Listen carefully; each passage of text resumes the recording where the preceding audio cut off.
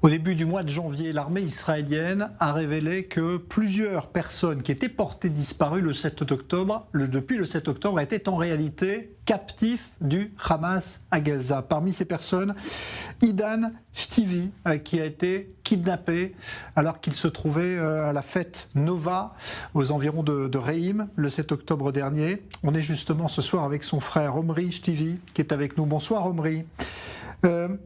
Ça signifie vous êtes resté pendant près de 3 mois sans savoir ce qui était arrivé à votre frère Idan jusqu'à ce qu'on vous dise qu'il est officiellement kidnappé?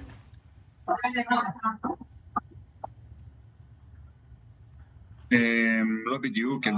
exactement, nous le savions déjà il y a un certain temps, mais c'est effectivement là il y a eu effectivement une confirmation officielle par l'armée. Nous savions qu'il avait été enlevé, nous savions qu'il a été pris alors qu'il était blessé. Les terroristes ont ouvert le feu sur sa voiture, nous avons vu des traces de sang, on savait donc qu'il était blessé et nous espérons qu'il reviendra vers nous sain et sauf.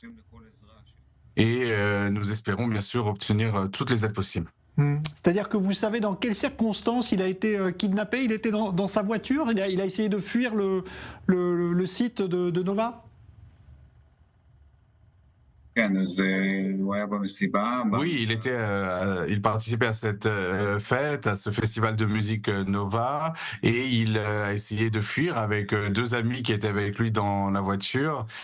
Puis, après peu de temps, ils se sont retrouvés face à un grand groupe de terroristes, 14 terroristes. On a vu une vidéo. Et ensuite, ils sont rentrés dans un arbre et ensuite, ils se sont enfuis à pied. Les terroristes les ont rattrapés. Les 2 amis ont été tués et ensuite, ils ont pris Idan qui se cachait sous un arbre. Depuis, est-ce que vous avez obtenu d'autres informations? Est-ce que l'armée vous a donné d'autres informations sur le sort de votre frère depuis qu'il est à Gaza?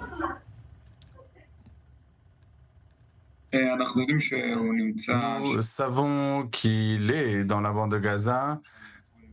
Les détails que je peux vous donner, il n'y a pas tous les détails que je peux donner. Nous avons des officiers de l'armée qui sont en contact avec nous.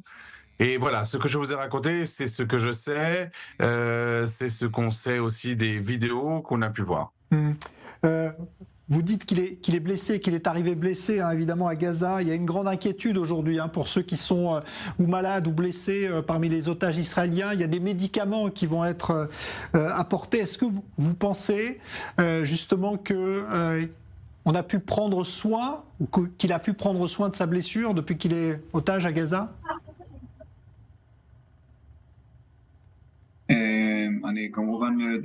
Bien entendu, je ne sais pas s'il a réussi à faire traiter sa blessure. J'espère de tout cœur que ceux qui l'ont enlevé, que ces terroristes du Hamas ont pris soin de lui. Je comprends effectivement qu'il y a des médicaments qui sont censés entrer dans la bande de Gaza. Le Hamas ne l'a pas encore approuvé et ces médicaments sont en attente. Idan a besoin de ces médicaments immédiatement et avec lui, il y a beaucoup de blessés, certains qui ont été blessés plus ou moins gravement, certains qui sont malades et des gens qui ont absolument besoin de ces médicaments.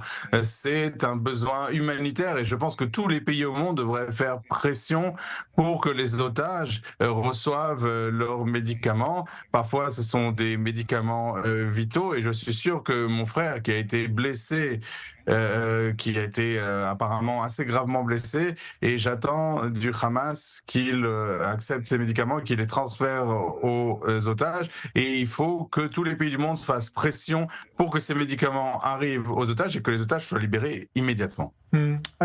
Vous espérez aujourd'hui, vous pensez qu'il est possible encore d'avoir un accord qui permette d'obtenir des libérations d'otages? C'est comme ça, à votre avis, qu'on pourra récupérer les otages et votre frère?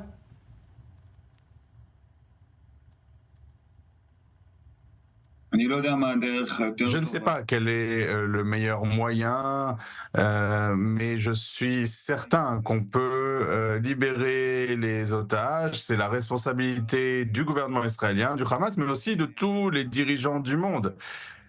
Parmi eux, il y a le président de la République française, le président américain, tous les présidents et premiers ministres, c'est de leur responsabilité. Ils doivent absolument intervenir et tout faire pour que les otages soient libérés par tous les moyens possibles. J'espère que cela se fera le plus rapidement possible. Ça fait déjà 102 jours qu'ils sont là et on n'a pas le droit de les laisser rester ne serait-ce qu'un jour de plus.